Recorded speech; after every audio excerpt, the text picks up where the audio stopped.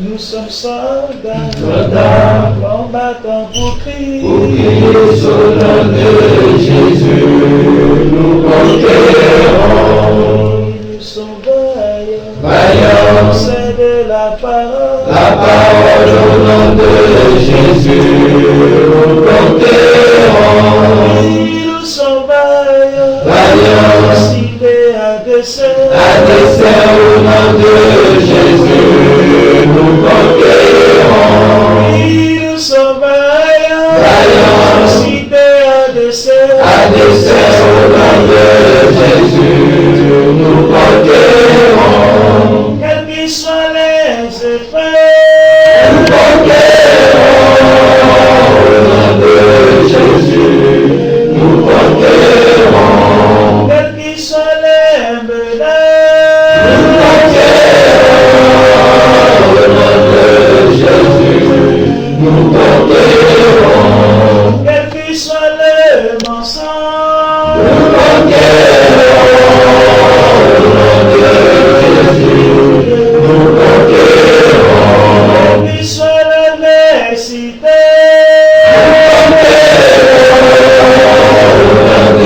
Jésus, nous conquérons. nous sommes vaillants, cités à dessein Au nom de Jésus, nous conquérons. Nous sommes vaillants, cités à dessein Au nom de Jésus, nous conquérons. Nous sommes vaillants, c'est de la parole Au nom de Jésus, nous conquérons.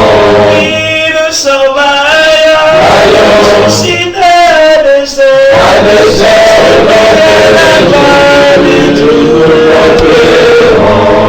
quels qu'ils soient les mensonges,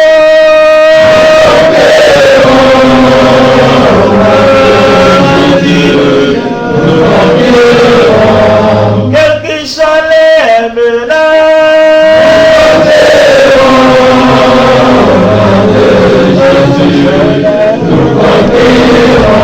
quels qu'ils soient l'adversité,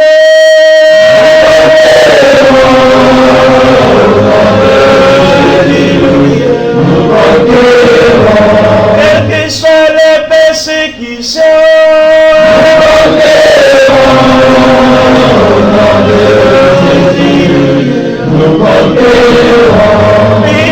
nous sommes vaillants, suscités à dessein, au nom de Jésus, nous conquérons. nous sommes vaillants, c'est de la parole Au nom de Jésus, nous conquérons. nous sommes vaillants, suscités à dessein, au nom de Jésus.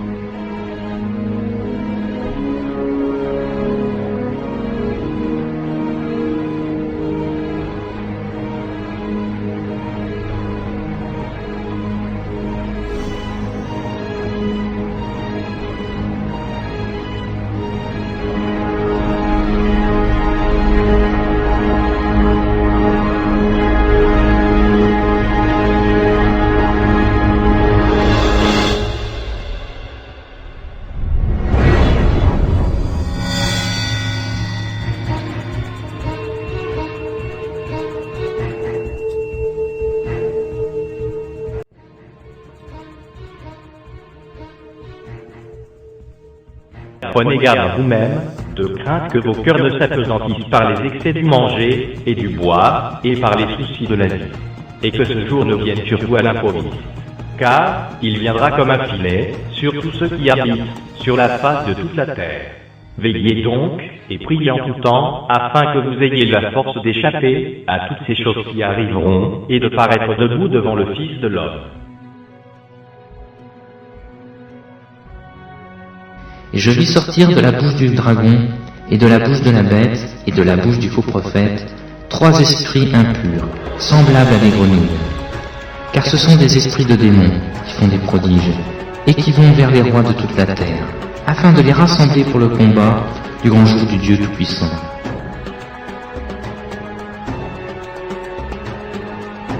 Ils les rassemblèrent dans le lieu appelé en hébreu Armageddon.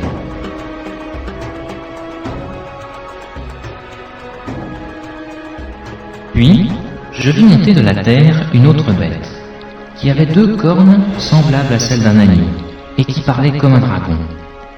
Elle exerçait toute l'autorité de la première bête en sa présence, et elle faisait que la terre et ses habitants adoraient la première bête, dont la blessure mortelle avait été guérie. Elle opérait de grands prodiges, même jusqu'à faire descendre du feu du ciel sur la terre, à la vue des hommes. Et elle séduisait les habitants de la terre par les prodiges qui lui étaient donnés d'opérer en présence de la bête, disant aux habitants de la terre de faire une image à la bête qui avait la blessure de l'épée et qui vivait. Et il lui fut donné d'animer l'image de la bête, afin que l'image de la bête parlât, et qu'elle fit que tous ceux qui n'adoreraient pas l'image de la bête fussent tués. Et elle fit que tous, petits et grands, riches et pauvres, libres et esclaves, reçussent une marque sur leur main droite ou sur leur front, et que personne ne put acheter ni vendre sans avoir la marque, le nom de la bête ou le nombre de son nom. C'est ici la sagesse. Que celui qui a de l'intelligence calcule le nombre de la bête, car c'est un nombre d'hommes, et son nombre, c'est 666.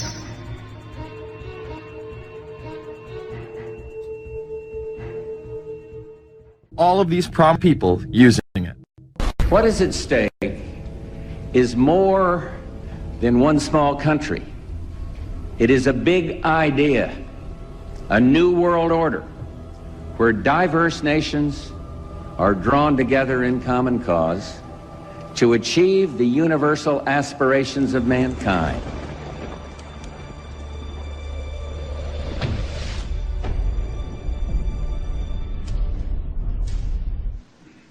Et je peux vous dire une troisième chose. On ira ensemble vers ce nouvel ordre mondial. Et personne, je dis bien, personne ne pourra s'y opposer. Nous devons donc affirmer, ce sera le premier engagement qui sera le nôtre, la réforme de la gouvernance mondiale comme un préalable et un objectif. C'est le préalable, parce que si l'on veut changer les normes internationales, il faut aussi changer les organisations qui les émettent. Alors jamais la nécessité d'un nouvel ordre international n'a paru aussi nécessaire autour de 3 principes que nous portons depuis des années. Les socialistes, mais pas simplement les socialistes. Mais si l'on croit, comme c'est mon cas, dans la République, à un moment, il faut passer par la franc-maçonnerie. Nous avons, au Grand Orient de France, et en général dans la franc-maçonnerie, le sentiment que nous avons une dette sociale dans la mesure où nous disposons d'un savoir qui est un savoir acquis dans nos loges et donc d'un pouvoir.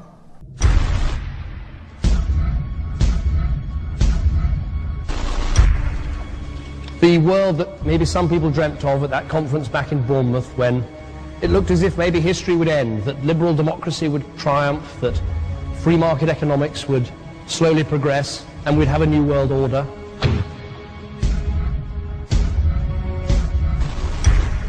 And together they helped to create, were the principal leaders in creating, a new world order and a winning strategy in the Cold War.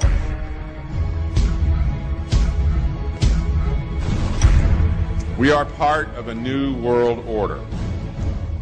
And as the recently departed Admiral William J. Crowe once said, it's long on new and it's short on order.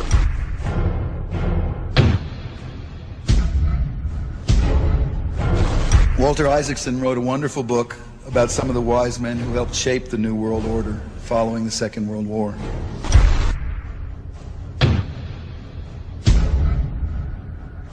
As we devise a way forward in Iraq, I urge the international community to embrace its responsibility for creating that new world order. A new world order based upon collective action.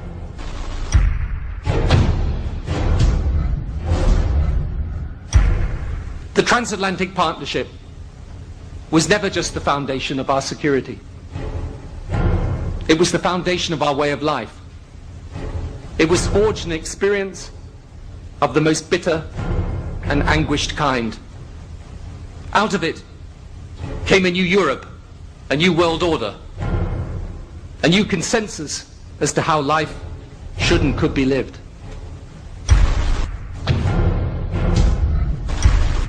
And just like that, it was gone. It was a new world order. That's what President George H. Bush said. Harvard historian Francis Fukuyama pronounced the end of history. The very word secrecy is repugnant in a free and open society. And we are, as a people, inherently and historically opposed to secret societies, to secret oaths, and to secret proceedings. For we are opposed around the world by a monolithic and ruthless conspiracy. It is a system which has conscripted vast human and material resources into the building of a tightly knit, highly efficient machine. Its preparations are concealed, not published. Its mistakes are buried, not headlined. Its dissenters are silenced, not praised. No expenditure is questioned, no rumor is printed, no secret is revealed. And we have an unprecedented opportunity to build a new era of peace and prosperity here and abroad, to build a new world order. It's my understanding, I think, that the President, and I don't know the context of how it came up in his speech last night in New York, said that China must be a part of the new world order. Guess I would like to ask you how you envision China fitting into the new world order. It is a country that we are going to have relationships with by virtue of its geopolitical importance. American officials say breaking down regional and national barriers to the flow of goods and services would represent a spectacular benefit to economies around the world. We are building a new world order.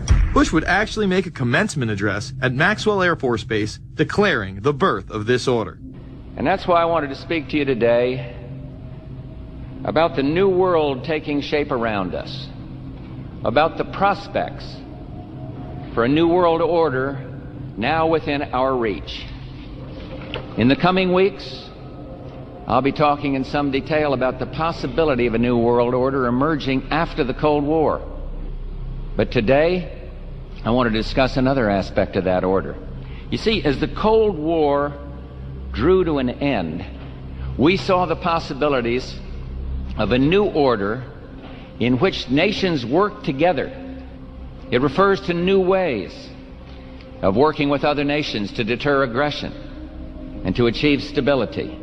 As old threats recede, new threats emerge. The quest for the new world order is in part a challenge to keep the dangers of disorder at bay. We must build on the successes of Desert Storm to give new shape and momentum to this new world order. Only when this transformation is complete will we be able to take full measure of the opportunities presented by this new and evolving world order. The new world order really is a tool for addressing a new world of possibilities. This order gains its mission and shape not just from shared interests, but from shared ideals. After the Gulf War had ended, Bush was so obsessed with the idea of a new world order that he had a series of Glocks imprinted with the term that he would give to members of his administration, including Colin Powell, Brent Scowcroft, Dick Cheney, and General Norman Schwarzkopf. Cheney would even approve policy papers regarding the New World Order. Defense Secretary Dick Cheney has approved a revised draft of a policy document on the New World Order. The Pentagon is backing off a controversial earlier draft and has abandoned a one superpower strategy. The final document puts more emphasis on international alliances and organizations. This would become an unprecedented time period for people all over the globe to discuss at length what the New World Order meant to them. People within the media. Does anybody want to talk about the New World Order? Is there a New World Order out there, or is this a vision that exists in the... Yeah, it does have its vision, there's no doubt about that. But does that exist in the president's mind, or does it exist out there in reality? This president sees this episode as the first test case, as the first example for the New World Order he is trying to organize. Some people have called it the New World Disorder, and there's a lot of truth to that.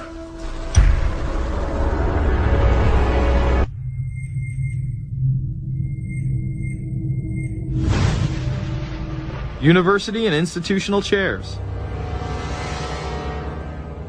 I mean, we're talking a New World Order at Georgetown.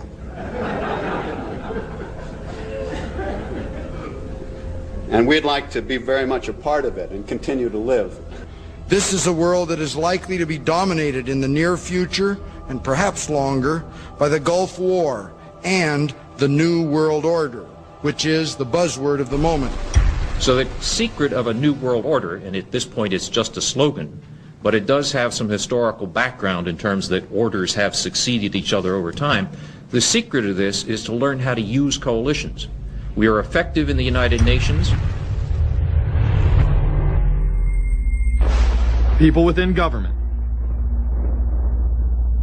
George Bush has invoked a New World Order without enunciating a new American purpose.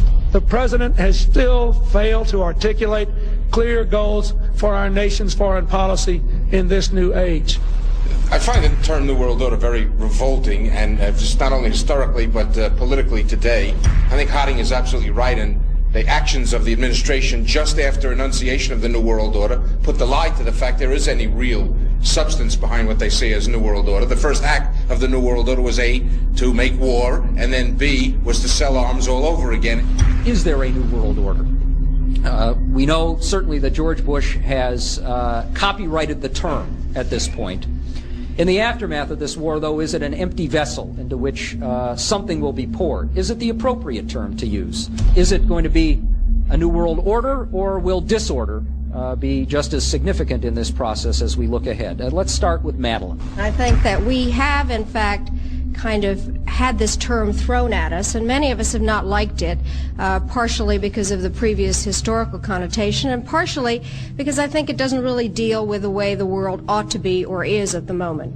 But we are far from seeing a world order, and I'm not sure that it is in best U.S. interest to have a new world order in which we are the policeman. While many began to become critical of this order, the term began to evaporate into the background. We are very, very skeptical of an international order if we are not sure how the rules will be made, because thus far the international order has been made with rules that we had no input into and that affect us, and even when on the few occasions when the rules will seem to favor us, then they get changed.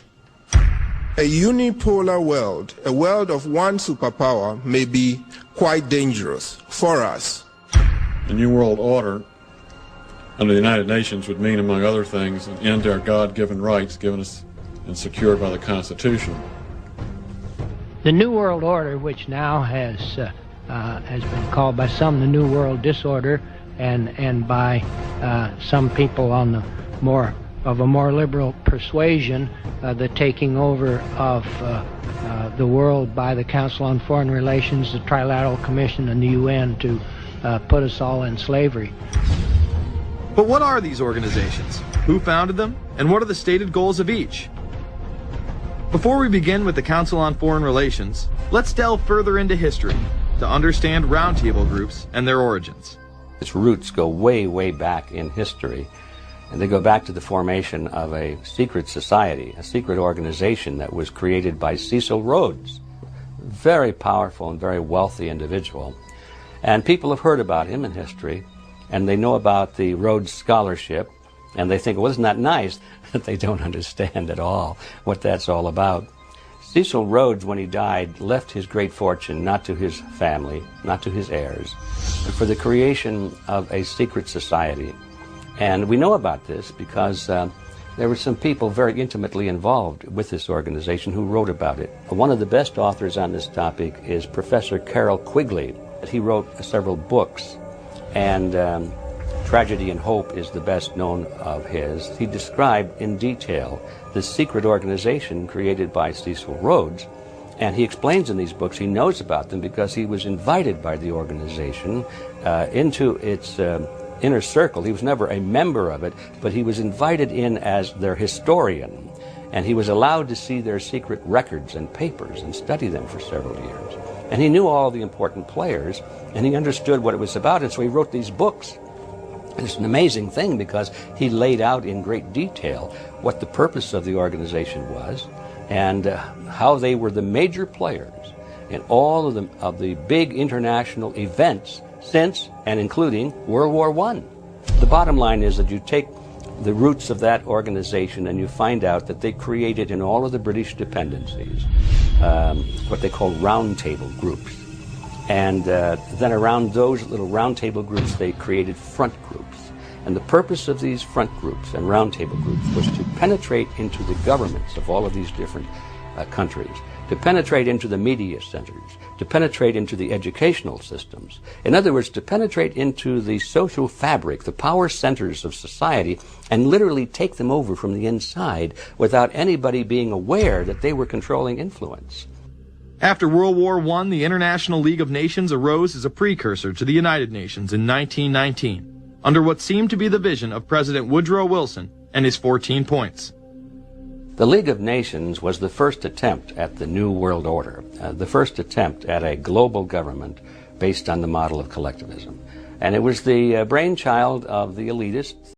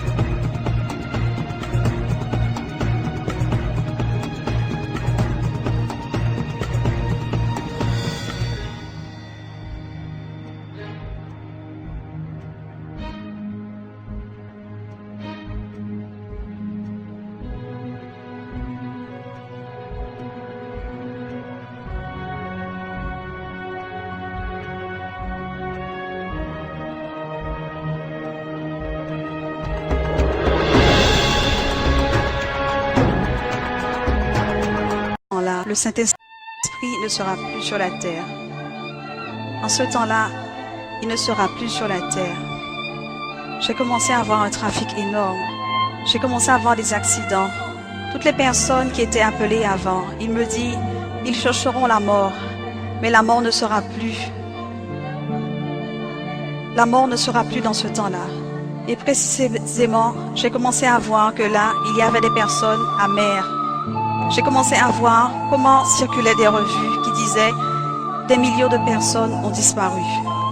Beaucoup de ceux qui savaient que Christ venait pour un peuple saint et aussi ceux qui avaient connaissance de sa parole, pleuraient dans les rues. Il y en avait tant, mais ils ne pouvaient rien faire. Et le Seigneur ferma l'écran et il me dit, je viens là chercher un peuple saint. Je viens bientôt chercher mon Église. Veille sur ce que tu fais pour accomplir ce que je t'ai demandé. Dis à mon peuple que je reviens d'ici peu. Dis à mon peuple que je reviens déjà. Le Seigneur me dit, dis à mon peuple que je reviens déjà. Et que je viens pour un peuple saint. Dis à mon peuple que c'est seulement les saints. C'est seulement les saints qui me verront. Le temps est proche. Le Seigneur a permis de signaler et révéler à l'humanité ce qui arrivera. Aujourd'hui, c'est le temps du salut. Et que tu invites ta vie à ton unique sauveur, Jésus. Prends ce temps de choisir ta destinée. La vie ou la mort. Le ciel ou l'enfer. Jésus ou le diable. C'est très clair. D'appartenir à Dieu ou d'appartenir au diable. De faire le bien ou de faire le mal. Ton choix sera ta destinée. Vie éternelle ou étang de feu. Réfléchis. Fais le choix. Décide maintenant. Jésus-Christ est mort sur la croix pour chacun d'entre nous. Pour nos péchés. Et nous a donné l'opportunité d'être sauvés par sa miséricorde. Accepte Jésus comme ton unique sauveur. Tous l'ont écouté et l'ont vu. Que ce moment, vous le viviez comme un appel. Ne vous condamnez pas pour l'enfer éternel.